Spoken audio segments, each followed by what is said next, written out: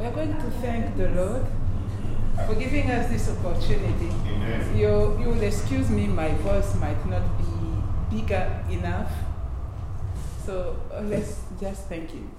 Thank you, Lord. Thank you, Lord. Thank you, Lord, for everything you have done in our lives. Thank you, Lord. Thank you,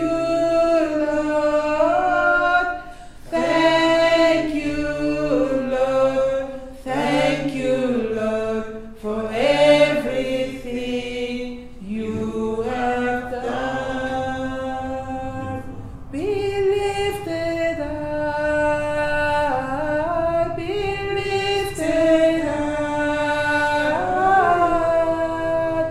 Oh Lord, be lifted up. For you are holy, righteous and worthy. Oh Lord, be lifted high. Amen. Amen. So Father, be lifted high. As I'm going to talk about it, it's not something I prepared, but as you said yourself in your word, open your mouth.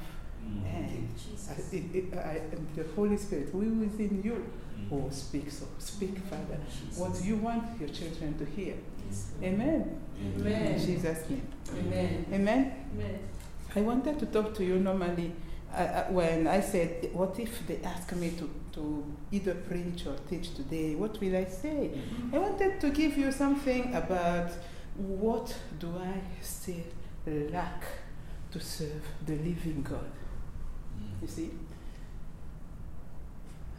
in the Bible, because lately I was reading, like I just feel like reading the Bible, like doing nothing else but reading the Bible. And lately I was reading the Gospels, Matthew, Mark, John, Luke and John. I finished John yesterday. And something that really caught my attention, plenty of stuff caught my attention, is this one that comes in Matthew 19 from 16 to 30. You can read it, but it's the place where Jesus was preaching. He was preaching, and then came this man, because he was so moved by the preaching of Jesus. He came to Jesus and asked him, Lord, what must I do to inherit the kingdom? And then the Lord told him, can we just go and read it? We will read a little bit. We are not going to read everything. Matthew 19.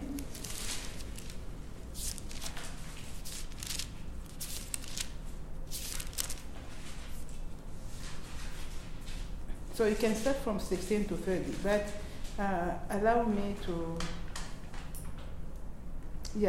if you start from 16, you will go somewhere,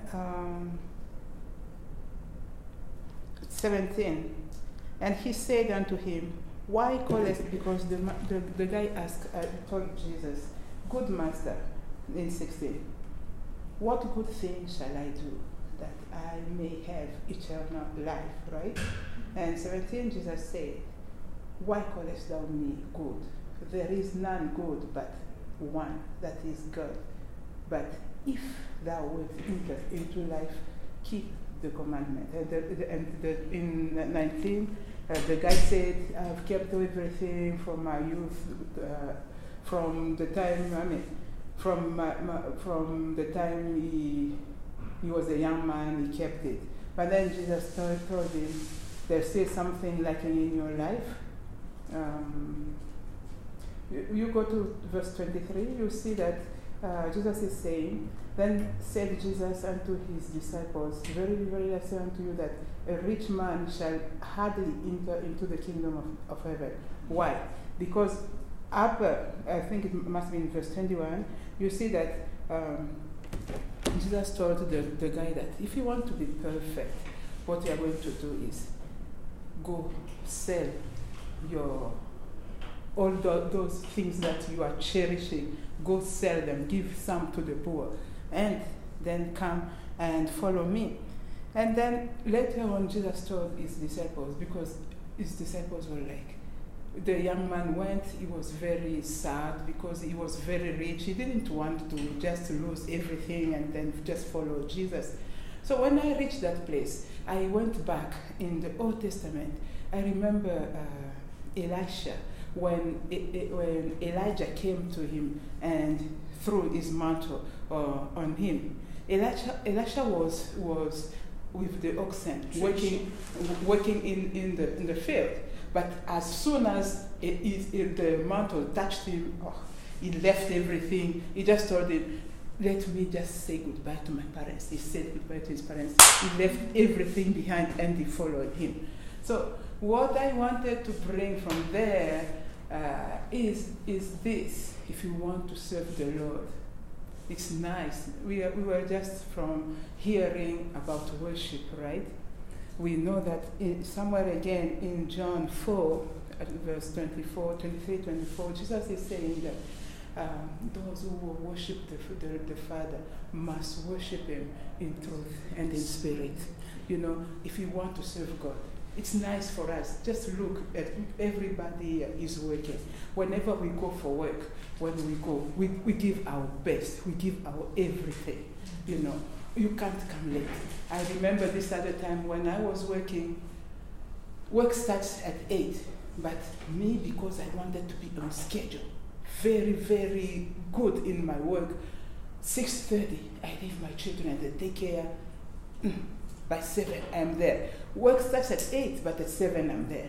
Already, I'm cleaning the office, everything, arranging everything. But do you know, at the end of the day, they chased me.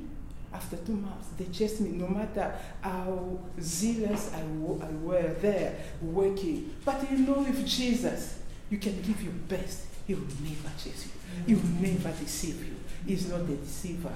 He is life, eternal life. When you are serving the living God, when you are serving Jesus, what we can do, don't be like this young man who asked Jesus, what can I do to inherit the eternal life? And then when they told him, go sell everything or give your belongings to the poor, he was like, hey, what if I leave all those?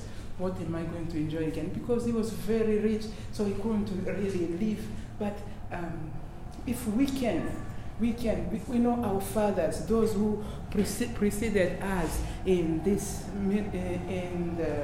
in the gospel, those who did like Wesley, those who did a lot of revivals, those who our fathers in faith, some of them, they had families, but the work of God was on their heart, like, I don't know, like that's all they were created for. So if we can serve the living God with all our hearts, our everything, your soul, your spirit, your body, your everything, just the way when you go for work, you want to be the best of all.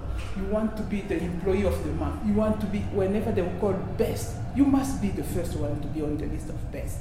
Yes, when you're serving the living God, if you can just give, you can just pour your all. If you can just, give Him your all. Amen? Amen. So I can pass. Amen.